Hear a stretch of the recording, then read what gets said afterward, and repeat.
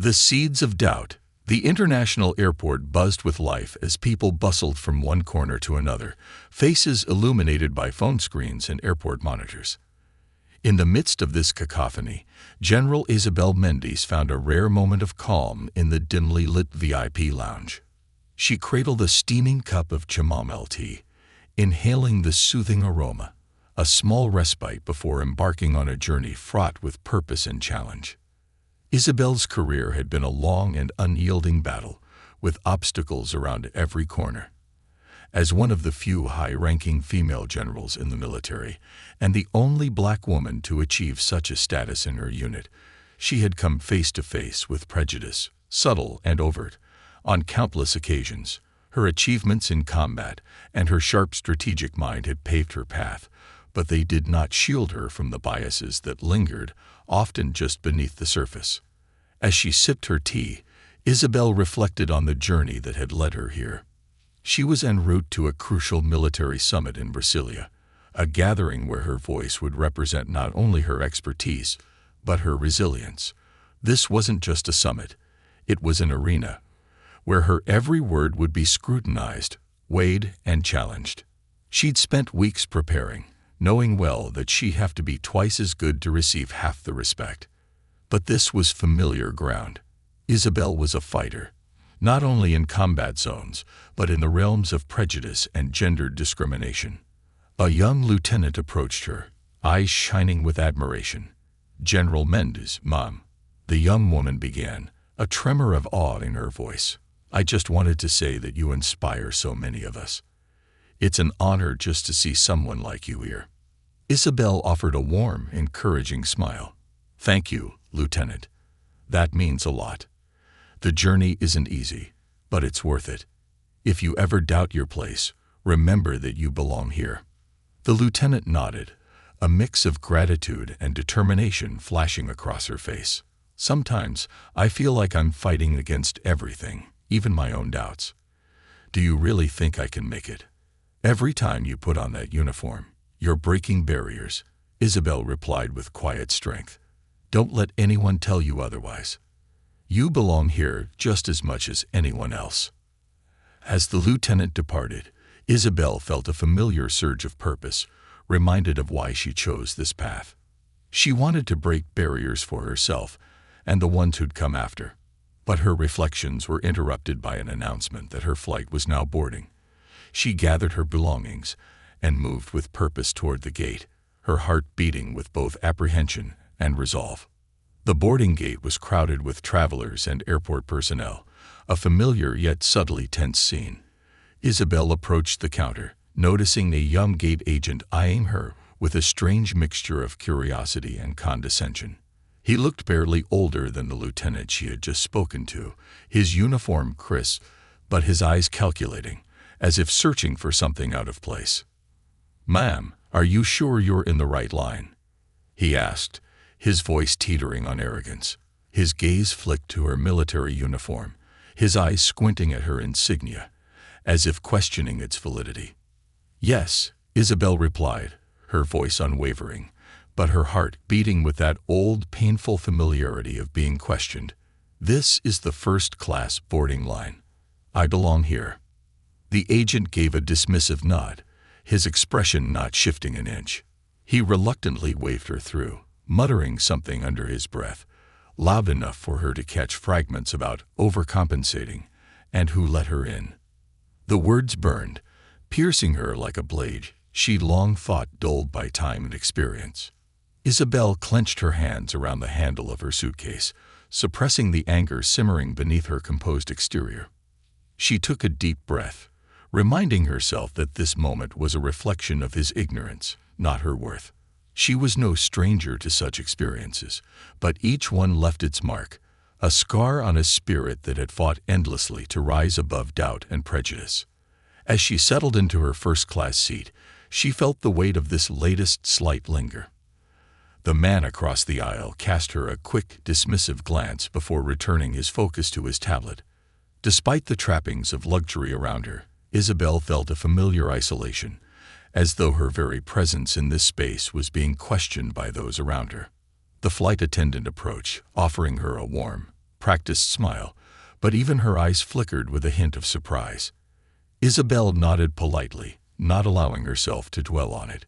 She was here for a purpose far greater than the comfort of a seat or the fleeting judgments of those around her. As the plane taxied to the runway, Isabel closed her eyes, grounding herself in the mission ahead. She visualized the summit, the stakes that hung in the balance, the lives that could be changed by the decisions made there.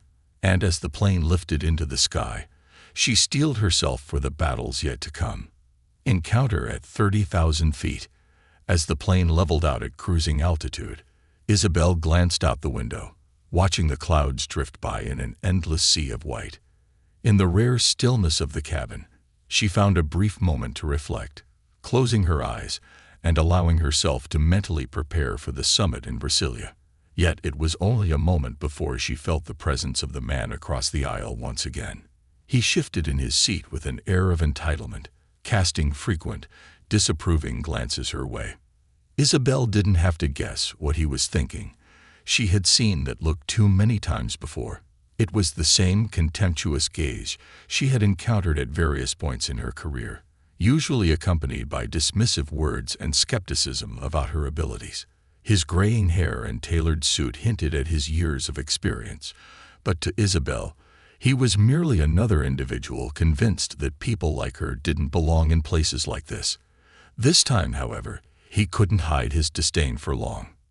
"Excuse me," he finally said, leaning slightly across the aisle, his tone dripping with condescension.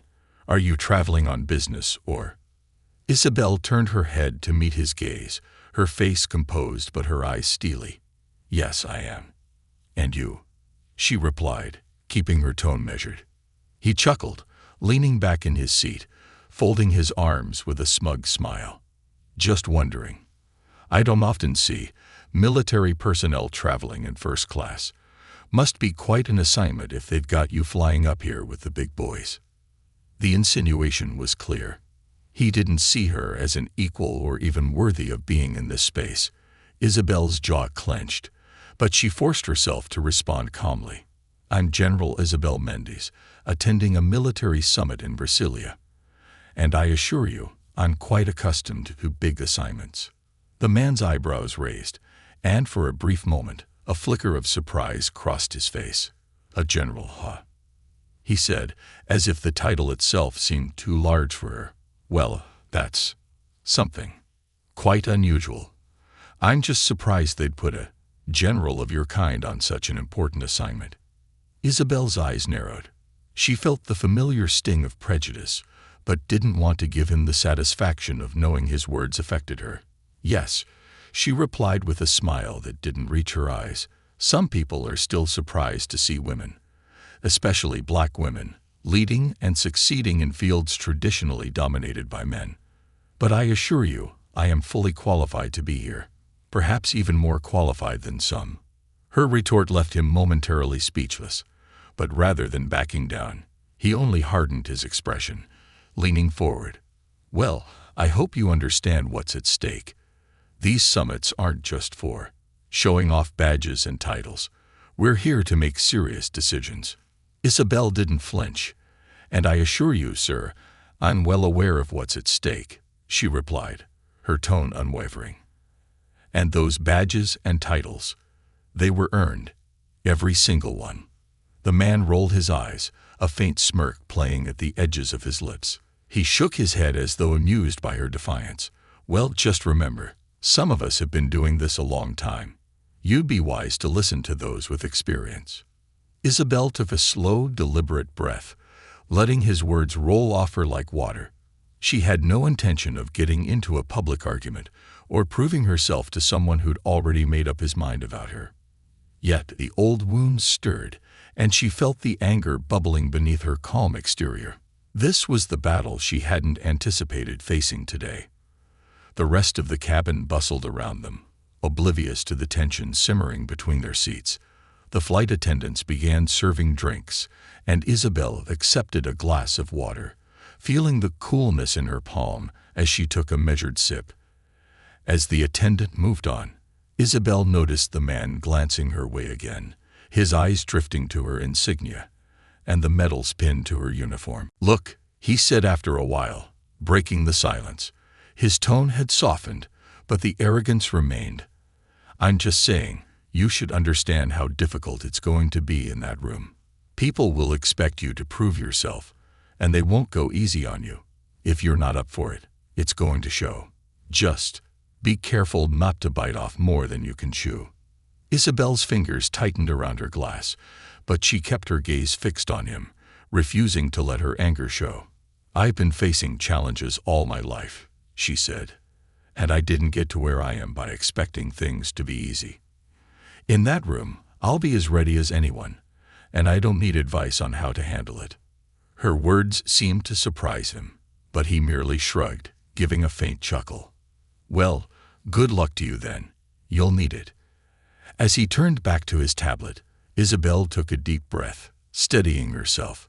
She had expected prejudice at the summit, perhaps even from her own colleagues, but she hadn't anticipated this confrontation, a blatant reminder that there were those who would question her worth before she'd even opened her mouth. The incident left a bitter taste, a reminder that despite her achievements, some would always see her as less than. The rest of the flight passed in tense silence. Isabel focused on reviewing her notes, mentally preparing for the summit, blocking out the man's occasional side glances. She reminded herself of the young lieutenant's admiration earlier and the promise she'd made to herself long ago, that she would be the person she needed to be, for herself and for those who needed to see someone like her succeed. She was fighting not just for herself, but for every young woman and person of color who saw her as proof that they too belonged in these spaces. As the flight descended toward Brasilia, Isabel felt a renewed sense of purpose, the weight of responsibility settling on her shoulders, but strengthening her resolve. She would go into that summit, face whatever doubts and skepticism awaited her, and prove them wrong, not because she had to, but because she wanted to carve a path for those who would come after her. The plane landed with a slight jolt, and passengers began to gather their belongings. The man across the aisle gave her one last smirk as he stood to disembark, as if to say, "Good luck, you'll need it." Isabel didn't return his gaze. Instead, she stood tall, lifting her chin and smoothing her uniform with quiet pride. She had a job to do, a mission that went beyond military strategy. She was here to prove that no seat, no space, no position was off limits. Stepping off the plane and into the bustling terminal, Isabel felt the pulse of energy around her. The voices and faces blended together, a swirl of languages and cultures converging in this international hub. But Isabel had her focus set ahead, undeterred. The summit awaited, and so did her chance to demonstrate what true strength and resilience looked like in the face of unwavering prejudice. The silent battles in the boardroom. The towering glass walls of the Brasilia International Conference Center gleamed in the midday sun, casting a sleek, modern reflection across the cityscape. Isabel felt a familiar mix of nerves and determination as she stepped out of the car, her posture straight and purposeful. Her military uniform was impeccably pressed, her medals and insignia gleaming under the bright Brazilian sky. As she adjusted her cap, her eyes swept over the crowds gathered outside the building. Reporters, aides, delegates, and security personnel. Each face represented a faction, a perspective, a voice, and some would undoubtedly carry with them preconceived notions about her presence here. The summit was more than just a meeting. It was a gathering of the world's top military officials and defense strategists, intended to address pressing global security issues. For Isabel, however, it was also a platform where she would have to prove her worth all over again. She could feel the weight of expectations, not just from herself, but from the countless women and people of color who would watch her success, or failure, as a reflection of their own potential. Inside the grand conference hall, the air buzzed with anticipation as generals, admirals, and military advisors from various nations filled the room. Each was here to discuss their vision of global security and international cooperation, a topic layered with strategy, diplomacy, and power. Isabel's eyes scanned the room, noting the familiar faces, nods of acknowledgement, and the occasional dismissive glance from a few of the older attendees. She found her seat near the center and prepared herself mentally for the meeting. The summit's opening speaker was an elderly general from a European country, known for his staunch views on traditional military hierarchy. As he took the stage, his speech quickly set the tone for what Isabel knew would be an uphill battle. He spoke about preserving order, respecting established chains of command, and the importance of cohesion.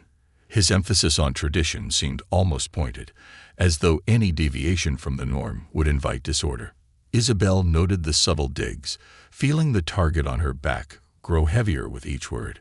When the general finally took his seat, a round of polite applause filled the hall. But Isabel remained silent, her gaze unwavering. She knew these thinly veiled statements were designed to undermine her presence here, a reminder that many still believed the old guard had all the answers. But Isabel had not come this far to be intimidated by words cloaked in civility. As the session progressed, various officials presented their perspectives on issues ranging from cyber warfare to counterterrorism.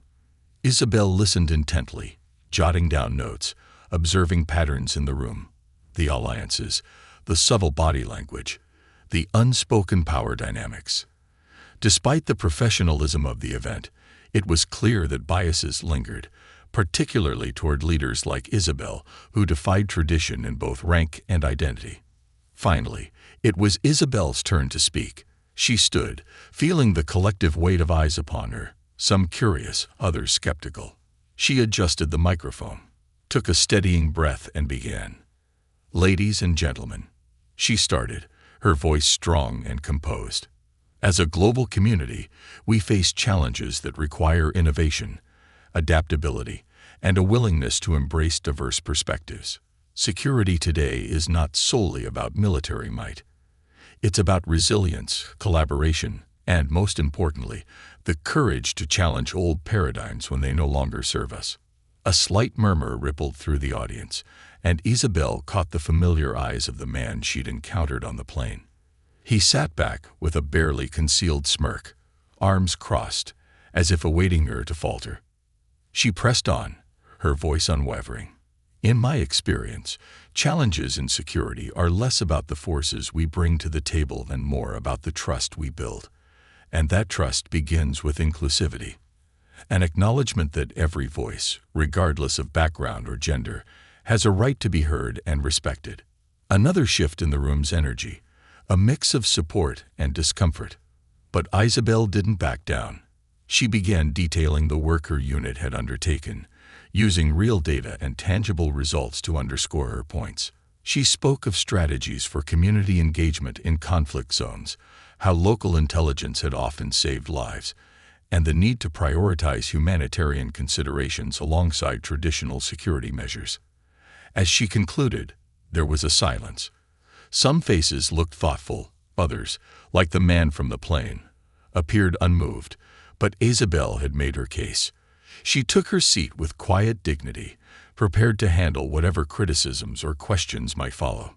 A well-known admiral, seated a few rows away, raised his hand to speak. His tone was laced with a patronizing edge. "General Mendes, your ideas are noble," he began, a faint smirk on his face. "But security is not built on ideals alone. In my experience, it's the hard power, the brute force that ultimately decides who holds control. Aren't you concerned that focusing on softer approaches could dilute our strength?" Isabel met his gaze directly. "Admiral, with respect, hard power and brute force have their place. But what I've seen on the ground, in the lives affected by our decisions, is that lasting security stems from trust and collaboration. Ignoring that is a weakness, not a strength." Her words hung in the air, her resolve unwavering, as a few others exchanged uneasy glances. The admiral seemed taken aback by her response, though he quickly masked it with a tight smile. Isabel continued, reinforcing her position with data on successful peacekeeping missions, her voice clear and steady, each point building on the last. After several more presentations, the day's session ended. Isabel rose from her seat, gathering her notes as the attendees began to file out, some offering polite nods, others looking away. As she moved toward the exit, she felt a hand on her shoulder. Turning, she found herself face to face with the same man from the flight. "Interesting speech," he said, a hint of challenge in his voice. "But this is a tough crowd. They're not easily convinced by unconventional ideas." Isabel's eyes met his, and she could see a flicker of discomfort beneath his confident demeanor. He hadn't expected her to hold her own, much less to be so unwavering in her position. "Unconventional doesn't mean ineffective," she replied coolly. "Sometimes it's the so-called unconventional ideas that pave the way for real change." The man let out a chuckle, but there was an unease in his expression now. "Well, good luck with that. They may listen to you in there, but don't be surprised if they don't back you up when it counts." Isabel's gaze didn't waver. "I don't need their approval to do what's right. I only need them to see that the future doesn't belong to those clinging to outdated ideologies, and it's already changing, whether they're ready or not." With a curt nod, she walked past him, each step a reminder of her purpose. The room's whispers, the lingering doubts, the barriers that seemed to rise at every turn, they all fueled her drive. She hadn't come here for validation. She was here to open doors for the next generation, to make it possible for them to walk into spaces like these without having to justify their presence. As she left the conference center, Isabel felt a surge of clarity and resilience. This was just one battle in a war that she had been fighting her entire career. Each time someone questioned her, each condescending glance and dismissive word, she had drawn strength from within, reminded herself that she was more than worthy, that her voice mattered. And as she stepped into the car waiting to take her back to her hotel, she knew this day, this summit, was just another step forward. The barriers would fall, not because they would be pulled down easily, but because people like her would keep pushing. And one day, they would stand in rooms like this without the need to prove their worth, because it would be recognized from the start. The unseen allies. The evening following the summit's first session found Isabel in her hotel suite, gazing out over the glittering Brasilia skyline. The day had been challenging, a silent battle on the battlefield of words, where her every statement had been met with skepticism or polite dismissal by many of the senior officials. The exchanges had left her exhausted, her mind replaying each retort, each moment of tension. Yet in the quiet, she felt a pulse of pride. She had stood her ground, and she had done so with grace. As she pondered the events of the day, her phone buzzed. The screen displayed a name she didn't recognize, but the call came from a secure line within the conference network. She hesitated briefly, then answered. "General Mendez, I hope I'm not disturbing you," came a voice, warm and slightly hesitant. "No disturbance," Isabel replied, keeping her tone professional. "To whom am I speaking?" "Major Sofia Alvarez, Brazilian Army." The woman's voice was steady but carried a hint of apprehension. "I wanted to thank you for your speech today. What you said resonated with me, and frankly, with many others. Your perspective on inclusive security and trust building. It was powerful." Isabel's lips curved into a soft smile, a small spark of hope igniting within her. "Thank you, Major. I appreciate that. Today was challenging, to say the least." "Challenging doesn't begin to cover it," Sophia replied, her voice carrying a hint of wry humor. "I could see the looks on some of those faces, but what you did out there mattered. You voiced what so many of us think, but rarely say in those rooms." A pause settled between them, one of quiet understanding. Isabel was no stranger to speaking with young officers who admired her, but something in Sophia's words felt different. She sensed a kindred spirit, someone who understood the nuanced layers of resistance that people like them faced. "It means a lot to hear that, Major," Isabel said finally. "Often, it feels like pushing against an immovable wall. But if what I said today reached even a handful of people, then it was worth it." "Well, it reached more than a handful," Sophia replied, a note of determination slipping into her voice. "Some of us have organized an informal gathering tonight, A small group, military personnel, analysts, and advisors from various countries who share your vision of security. We'd be honored if you would join us. Isabel considered the offer. Her interest piqued. In the formal summit environment, she had felt isolated. Her ideas met with resistance. But an informal setting among like-minded individuals could offer her a chance to discuss her vision openly without judgment. I'd be honored, Major. Where shall we meet? Sophia provided the details, a small rooftop bar with a discreet private area, a favorite among the locals yet tucked away from the usual crowd. After thanking her, Isabel ended the call, feeling a flicker of optimism she hadn't anticipated at the end of such a day. The evening breeze was cool as Isabel stepped onto the rooftop. Soft jazz music floated through the air, and lanterns cast a warm, inviting glow over the space. A small group was already gathered near the corner, their low murmurs blending with the distant hum of the city below. Sophia spotted her immediately, breaking into a warm smile as she approached. The young major was striking, with sharp, intelligent eyes and an easy confidence that reminded Isabel of her younger self. General Mendes, welcome. Thank you for joining us. Sophia greeted her with a firm handshake. It's my pleasure, Isabel replied, scanning the faces around her. There were about a dozen individuals, both men and women, each wearing the telltale marks of military or diplomatic rank. Some she recognized as junior officers from today's summit. Others seemed to be analysts or advisors, the intellectual backbone of their respective countries' defense strategies. After brief introductions, they gathered in a loose circle, the initial formalities giving way to relaxed conversation.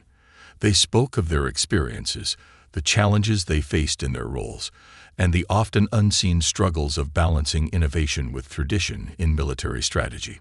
It was clear that each of them had found themselves at odds with more traditional perspectives, their ideas dismissed as idealistic or unorthodox. One of the attendees, a British intelligence officer named Oliver, leaned forward, his face lit with conviction. General Mendes, your words today were exactly what we needed to hear. It's not just about hard power anymore. In counterterrorism, for instance, we've seen that strategies rooted in community trust yield far better results than brute force alone. But bringing that viewpoint into military circles is like trying to swim upstream. Sophia nodded in agreement, her eyes sharp. So many of us here believe in that approach, but expressing it openly is seen as a risk to our careers. We're told to keep our ideals in check. That's why your stance is so inspiring, General. You're leading by example. Isabel felt a surge of gratitude for their support, but she also sensed the undercurrent of frustration among them. She knew this feeling all too well. The silent battles they fought daily, each of them a reminder of the unyielding resistance they faced. Each of you brings unique insights that this world desperately needs, Isabel said, her tone firm yet encouraging. We may face backlash, and yes, we may be asked to tone down our voices. But every moment we stand up, every time we challenge the status quo, we create space for progress. A young Nigerian officer named Ada spoke up next. But how do we sustain this? At the summit, we're surrounded by those who don't understand, or worse, those who want to shut us down. How do we keep pushing forward when the old guard holds most of the power? Isabel met her gaze, the weight of her own journey heavy on her mind. It's not easy.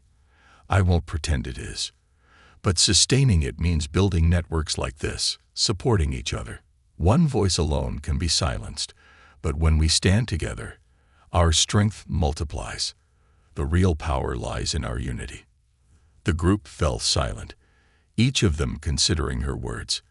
Isabel could see the sparks of determination in their eyes, the faint glimmers of hope reigniting as they looked at one another with newfound camaraderie. As the night wore on, they shared stories of personal victories and setbacks. Sophia recounted an instance when she'd advocated for more comprehensive training on cultural sensitivity for soldiers, only to be dismissed by her superiors as naive. Oliver spoke about proposing a partnership with local schools in a conflict zone to foster mutual trust. an idea that was shelved in favor of more traditional, aggressive tactics. Isabel listened to each story, offering guidance when she could, but more often simply listening, absorbing their experiences and drawing strength from their resilience. She realized that these individuals were the seeds of change, scattered across the globe, but bound by a shared vision. Toward the end of the night, Sophia raised a toast, her glass lifted high, her eyes glinting with determination. To General Mendes for reminding us that our voices matter, and to each of us here for daring to push for a better world. May we continue to fight for what's right, no matter how long it takes. The group raised their glasses, the clink of crystal mingling with the quiet resolve that filled the air. To resilience, Isabel replied, her voice steady, and to the belief that progress will come, not because it's easy, but because we'll make it inevitable. As the night ended and Isabel made her way back to her hotel, she felt a renewed sense of purpose. She had seen, in the faces of her newfound allies, a glimpse of the future she had fought for all her life. And she knew that with each step forward, with every voice raised in unity, they were inching closer to a world where no one would question her right to lead, to be seen, and to be respected. The silent battles they faced were not in vain. They were the foundation of a legacy, one that would one day reshape the spaces they occupied, making room for a generation that would not need to justify their worth. A line in the sand. The following morning, Isabel returned to the summit, her mind fortified by the support and encouragement of her allies from the previous night. She walked with purpose, shoulders squared, her uniform a bold statement that she was here not by anyone's permission, but by her own hard-earned right. As she entered the hall, she noticed several faces turning her way, some with reserved nods, others with more curious glances. She acknowledged them with a firm, steady gaze, unwilling to let even a hint of yesterday's resistance cloud her confidence.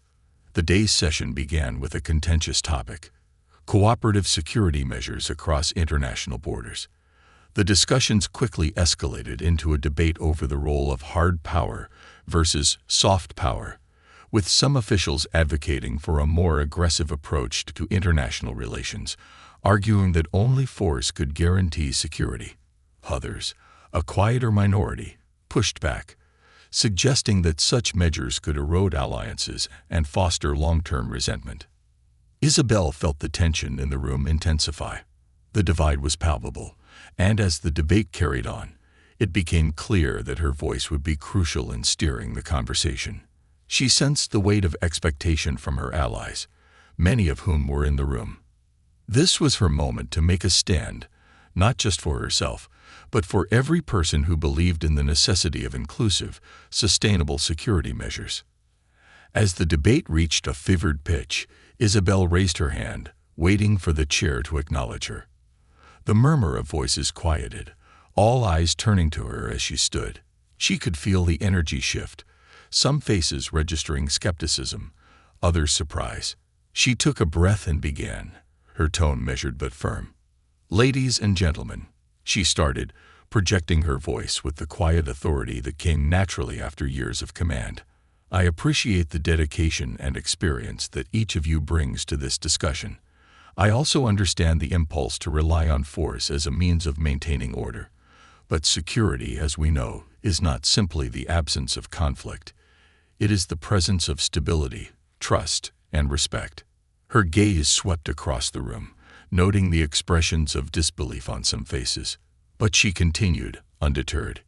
"In my experience, the most effective security measures are those that involve the cooperation of communities, the building of alliances, and a focus on shared interests.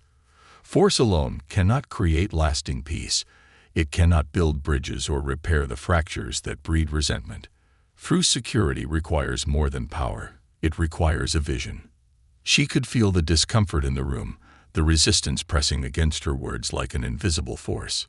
Yet she pressed on, her conviction unshaken. A vision that looks beyond our own borders, beyond our own interests, to a future where collaboration and mutual respect take precedence over dominance. I understand that this may seem idealistic to some, But I would argue that idealism is precisely what we need. It's what brought each of us to this room, to serve something greater than ourselves. A tense silence followed her words. Isabel could see the man from the plane, seated across from her, arms crossed, his expression hardened with disapproval. He leaned forward, his voice carrying an unmistakable edge as he addressed her. "General Mendes," he began, his tone condescending. "You make a good speech, but let's not lose sight of reality. Ideals don't hold the line. When you're dealing with real threats, with individuals who don't respect dialogue, strength is the only language they understand." Isabel held his gaze, unflinching. "With respect, sir," she replied, her voice calm but laced with steel. "Strength is not limited to force. It's the resolve to do what's right, even when it's unpopular. It's the willingness to challenge outdated paradigms in favor of solutions that work. I don't deny the need for a strong defense, but I do deny that brute force alone is a sustainable strategy." The man's face flushed, his mouth tightening in irritation. But Isabel wasn't finished. She had come too far to let his disdain silence her. "When I was deployed in conflict zones," she continued, addressing the room as a whole, "I witnessed firsthand the impact of our decisions on the ground. Villages torn apart, communities devastated, and mistrust so deep that it took years to even begin repairing. And yet, in every place, we found local leaders willing to collaborate, civilians who wanted to rebuild, to find peace. It was those partnerships that made the difference, not the barrel of a gun." Several attendees murmured their agreement, nodding quietly. Isabel felt a small surge of encouragement from the subtle acknowledgments. She had planted a seed, and now it was taking root. The man from the plane, visibly agitated, wasn't ready to let it go. "And if those partnerships fail, what then?" he retorted, his voice louder, almost a challenge. "Do we sit back and watch as chaos unfolds? This isn't a theoretical exercise, General.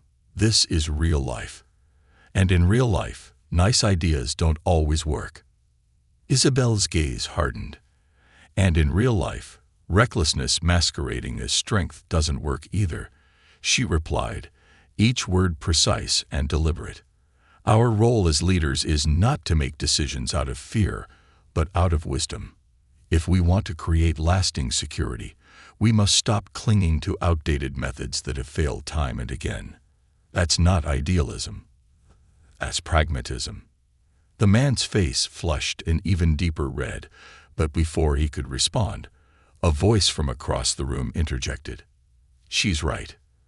Everyone turned to see who had spoken. It was a high-ranking admiral from an allied nation, his expression thoughtful as he looked directly at Isabel. "The old ways haven't worked," he continued, his tone calm but resolute. "I've been in this field long enough to see the cycle repeat itself. It's time we try something different. General Mendes' approach isn't soft, it's smart. We'd be wise to listen." A murmur of agreement spread through the room, hesitant at first, but gaining strength as others found their voices. Isabel felt a surge of gratitude toward the admiral, and she nodded respectfully in his direction. He returned the nod, a subtle show of solidarity that resonated through the crowd. The man from the plane, clearly outnumbered, leaned back, his expression sullen. Isabel could see the defeat in his eyes, the reluctant acceptance that his approach was no longer unchallenged. For the first time, he looked at her not with disdain but with grudging respect, though he wouldn't acknowledge it openly. The rest of the session continued with a renewed sense of focus. Officials began sharing insights on community engagement strategies, collaborative intelligence efforts, and even humanitarian initiatives that had seen success in conflict zones. Isabel felt the shift, the once resolute wall of tradition beginning to crumble under the weight of new perspectives.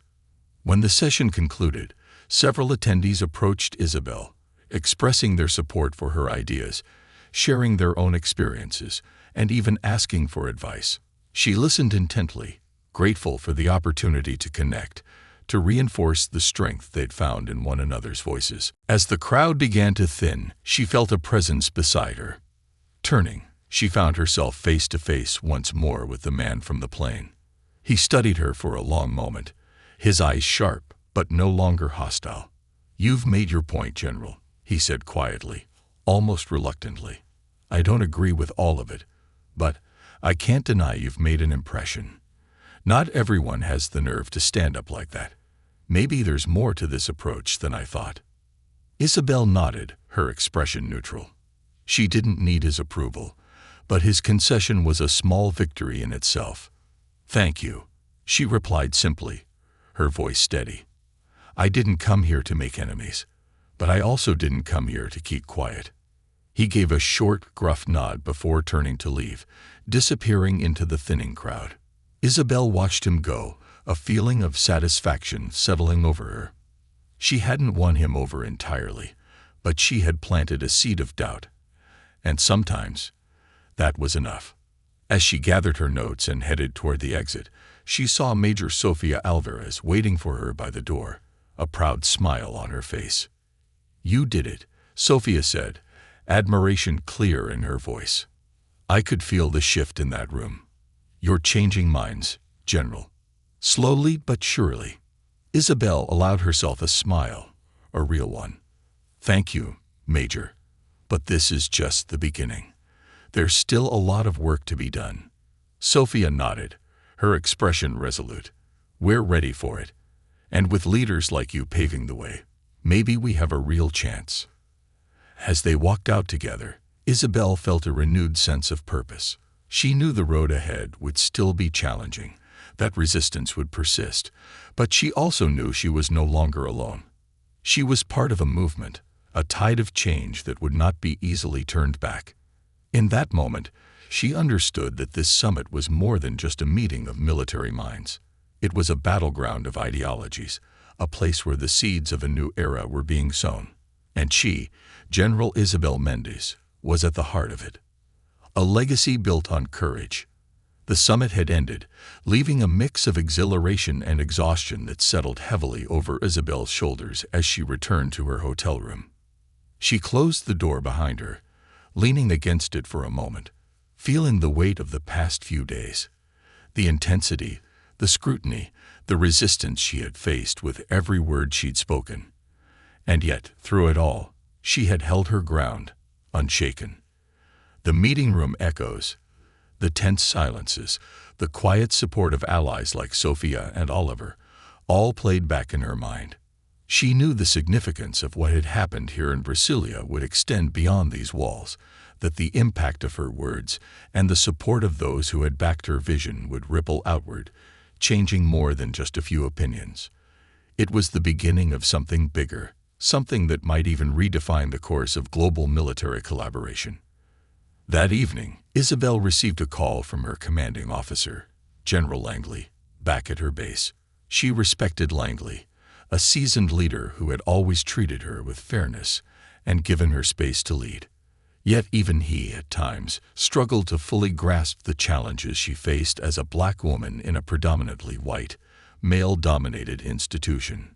"General Mendez," Langley's voice crackled through the line, the usual authority tempered with a rare tone of caution. "I've been hearing things about the summit, words getting around that you've stirred the pot a bit." Isabel smiled faintly, knowing that Langley had a way of understating things. "I'd say that's an accurate description, sir." A pause followed, then a sigh. "I expected as much," Langley replied. "Look, you know the higher-ups aren't always receptive to, let's say, new approaches. But from what I'm hearing, you've earned some respect, even from those who didn't agree with you." "Respect isn't always easy to gain, especially in rooms like these," she replied, her voice steady. "But that's precisely why I'm here. I've seen the failures of the old methods up close, and I'm not willing to pretend they work just to fit in. I knew that when I recommended you for this summit, General, and I stand by that choice. But understand this, the path you're forging, it's not an easy one." "I understand, sir, and I wouldn't want it any other way," Isabel said, a sense of calm certainty settling over her. This path wasn't about comfort, It was about purpose. When the call ended, Isabel lingered by the window, watching the city lights twinkle under the night sky. She thought back to the countless challenges she had faced over her career. The instances of quiet prejudice, the condescending remarks, the doubting glances that seemed to follow her like shadows. But these things had only sharpened her resolve, pushed her to excel beyond every expectation. As she prepared for bed, she noticed an email notification on her phone. The subject line read, "A thank you from the next generation." Intrigued, she opened it, only to discover it was a message from a young cadet named Alina, a second-year student at the military academy she had visited a few months prior. Isabel remembered the visit vividly. It had been a rare opportunity to speak with a new class of cadets, many of whom had been in awe of her accomplishments. The email was heartfelt, Alina's words conveying admiration and gratitude for Isabel's achievements and the challenges she had overcome. But what struck Isabel most were the last lines. "You made me believe I could be more than just a follower in this system. You showed me that leadership isn't about fitting into someone else's mold. It's about carving your own path and making it safe for others to follow. You're not just our leader. You're our hope. Thank you for showing us what's possible." Isabel felt a lump in her throat as she finished reading. This was the reason she pushed forward. Her presence, her voice, her resilience. These were beacons for those who were watching, those who, like Alina, would step into roles of leadership with the belief that they could make a difference. The next day, Isabel found herself seated in a small cafe near the embassy district, enjoying a quiet cup of coffee. As she sipped, a familiar voice called her name. She looked up to see the admiral from the summit who had supported her during the heated debate on security strategies. He approached her with a smile and asked if he could join her. She nodded, gesturing to the seat across from her. "General Mendes," he began, a warmth in his voice that was absent during their initial encounter. "I wanted to thank you for your insights. I've been in this field for over 30 years, and yet hearing your approach reminded me that there's still so much room for growth." She smiled, feeling a rare sense of validation from a peer who understood the complexities of her position. "Thank you, Admiral. I wasn't sure how my approach would be received, but I couldn't stay silent. Too much is at stake to keep following outdated methods." The Admiral nodded. "You're right, and I'll be honest, many of us have become too comfortable in our ways. It's a tough thing to admit, but it's true. Your presence, your courage, it's already creating waves. I think you'll find that you have more allies than you realized." As they talked, Isabel felt an unfamiliar lightness, a sense of camaraderie she rarely experienced with her peers. They discussed the future of security, the necessity of collaboration, and the importance of nurturing a culture that valued not just tradition, but innovation and inclusivity. By the time they parted ways, Isabel felt reinvigorated, knowing that she was not as alone in her fight as she had once believed. When she returned to the conference center for a final wrap-up meeting, she felt a shift in the room. People greeted her with newfound respect, and even those who had been openly skeptical before now looked at her with a hint of consideration. The weight of prejudice hadn't vanished, but cracks had begun to form in the walls that had once seemed impenetrable. Toward the end of the meeting, as delegates prepared to leave, Sophia approached Isabel, her face alight with pride and excitement. "They're talking about creating a task force based on your approach to community-led security strategies," Sophia said, barely able to contain her enthusiasm. "You did it, General. They're actually listening." Isabel felt a swell of pride and accomplishment, tempered by the awareness that this was just the beginning. The changes she had fought for were starting to take shape, but the road ahead would still be difficult. There would be moments of backlash, times when her authority and her ideas would be questioned. But now she knew she had allies, both old and new, who were willing to walk that path alongside her.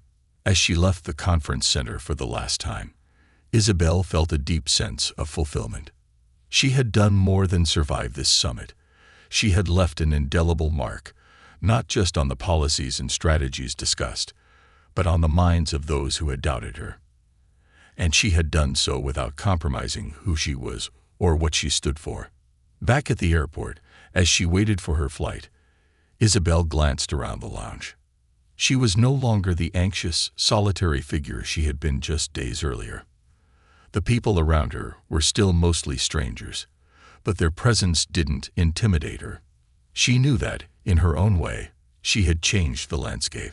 She had proven that someone like her belonged not only in first class, but at the helm of the discussions that shaped the world's future. When she finally boarded the plane, she settled into her seat with a sense of peace. The doubts, the looks of skepticism, the quiet prejudice she had faced, none of it could diminish the purpose she carried within her. She knew that her fight was far from over, but now, as the plane lifted into the sky, she felt ready for whatever lay ahead. Isabel glanced out the window, watching as the world below grew smaller, her mind filled with the faces of those she had inspired and those who had inspired her in return. She was leaving Brasilia not just as a general, but as a leader whose legacy would echo far beyond her own lifetime.